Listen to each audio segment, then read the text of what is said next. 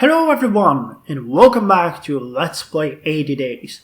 We just spent 4 nights in the jail in Vladivostok and now I'm looking forward to leaving this hellish military base and finding a way across the ocean to United States. So let's depart. Okay, we can go to Yokohama immediately, but one thing that I would like to do is sell some stuff on the market, especially the false passport if we can. Come on. Okay, that earned us some money, and that's about it. All paints in Batavia, San Pedro, and Hong Kong. Railway cap. Let's take that. Knitted gloves. Cold climate. We have the money. Who knows what it's going to be useful for. So let's depart to Yokohama. Maltese, the promise is to be a bothersome journey, but the gentleman's traveler said should help. So let's go. With the Korean ship. We avoided the Russian military ships and instead took passage on a Korean vessel crewed by a mix of Koreans, Mongolians and Siberians, who regarded Monsignor Fogg with grave curiosity. "Why does he wear that hat?" one of them marveled. "That is the hat of a gentleman," I informed them curtly, "an English gentleman, who is the most refined of the breed." They continued to goggle at my master in mild disbelief until he retreated below deck, with the slightest of furrows stretching his brow. So let's treat him well. I could not wish for a superior wallet. For the first day aboard, we kept ourselves mostly to ourselves. The crew seemed busy with their tasks, and I was happy to have fewer of those myself. Monsignor Fogg was his usual impervious self, however, and made his calculations and read his newspaper. Meanwhile, the boat steamed onwards. Man, this is taking a long time. Rumblings intensify of Russo-Japanese war.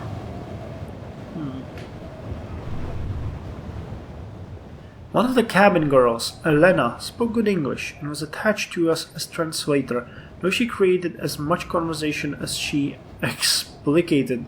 "Do you know my parents?" "Doubt it, since I have just only met you." Are they famous?" Elena nodded. "My father was a Russian officer, maybe, I think, and Mama comes from a famous Cossack family. They're all soldiers." "A Russian officer, maybe?" I raised an eyebrow. "Well, Mama met him when she was dressed as a man and joined the Cossack host.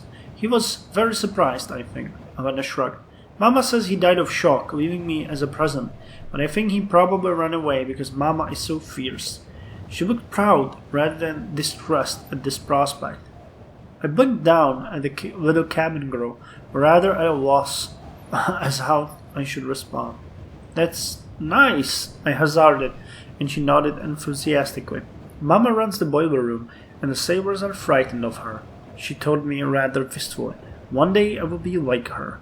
Elena made a mock fierce face, and I pretended to quake in terror until we both began laughing uproariously. More seriously, a friend in the boiler room was useful. "I would like to meet her," he said, and Elena giggled with delight. "I will ask," she replied. Man, this is taking forever. So let's deal with the help of Monsignor Fogg. Elena knocked on my door unreasonably early in the morning. I sprang. "Mama says she wants to meet you." She seized my arm. "Will you come?" "Lead the way, mademoiselle." We descended into the bowels of the ship. I felt the heat and noise of the engine before I saw it, the rumbling whistle of the boilers, the shouts of men shoveling coal, the thumping of the pistons, and the groan of metal.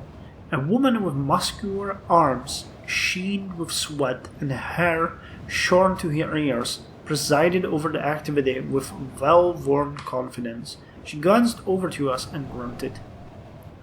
I bowed deeply, as I would to any lady. Unimpressed, she spat at my feet, while Elena chattered away in an intelligible dialect.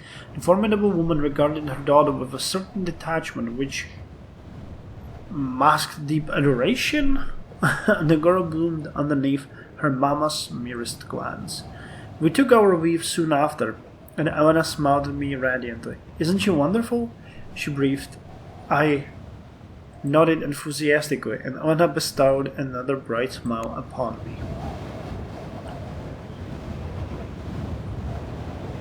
Finally, Yokohama. Elena laughed as I hung over the ship's rail to get a better view of Yokohama as we neared the port. She gave me a hug goodbye, which surprised me, though her mother watched me with hard eyes throughout our exchange. We weighed anchor as the sun set. It lit the foreign flags in the harbor with bright fire as it dipped below the horizon. Oh, the sun! We weighed anchor as the sun set. The sun lit the foreign flags in the harbor with bright fire as it dipped below the horizon. I thought the anchor didn't make much sense. So here we are in Yokohama. Mongosway Sude 380. A monkey wrench. Elastic amethyst. In Burlington, Batavia, and Hong Kong. Why not? Elastic wallet. Let's take it. And explore. We need to find a way how to get the hell out of here. Let's just go to Manila. Why would we go to Manila? This is more like it. From Yokohama to probably Seattle? I don't know. It was hard to believe that Yokohama had only relatively recently opened to foreigners. There was an entire foreigners district not far from the waterfront, where it was as common to hear Chinese or Russian as Japanese. There were several varieties of English to choose from as well, though Monsignor Fogg would have barely dared to include the nasal tongue of the American merchants. I noticed the Japanese man watching the scene with a look of intense concentration and scribbling in a sketchbook. I leaned in for a look. He was drawing a stylized picture of a foreign quarter with quick pen strokes, which stopped abruptly as my shadow fell over the drawing. He looked up, queerly irritated. "Do you mind," he said, his accent an unhuman mix of Dutch, French, and English, "I'm making a drawing for a woodcut." Why does the American appear drunk? These skirts aren't that luminous. Why does the American appear drunk? I wondered aloud, and he covered his drawing jealously. "It is an artistic impression, the foreigners," he stressed. "Oh, it is certainly artistic." I allowed. The scene of the page was much more lively than the merchants haggling, and their wives and children riding around in carriages. "You are very strange people," he pronounced after a brief silence. "Everyone is strange," I replied thoughtfully, thinking of my travels. He shrugged, clearly unconvinced.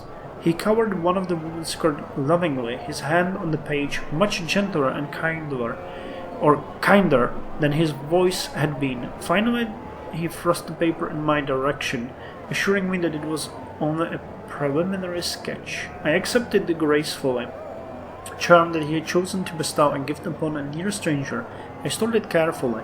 It was a fine souvenir of Yokohama. San Pedro. So let's see. Oh no, this is the San Francisco. 18 days. In 5 days. It takes 18 days. It takes 15 days to arrive there.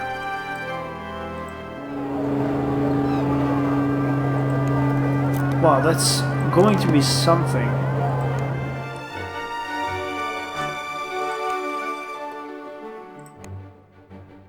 £3,000 to depart in 3 days, and it will cost another 4,000. Oh, Jesus Christ! When does it depart to Manila? Tomorrow at 2 p.m. Arrives Thursday.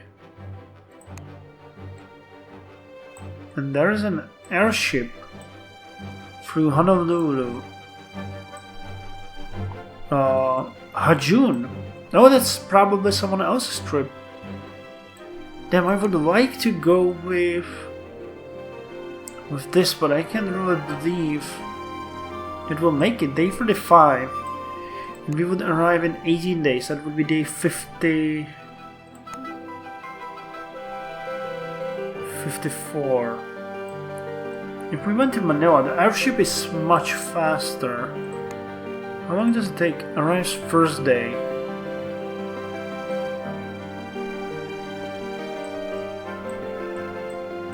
In 3 days. Can we visit the bank? Oh, it's too late, isn't it? Opens 9 AM. Is there anything that we could sell in Merv?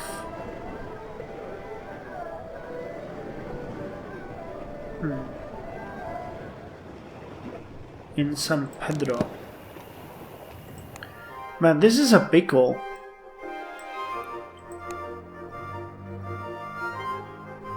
It departs in 4,000 pounds.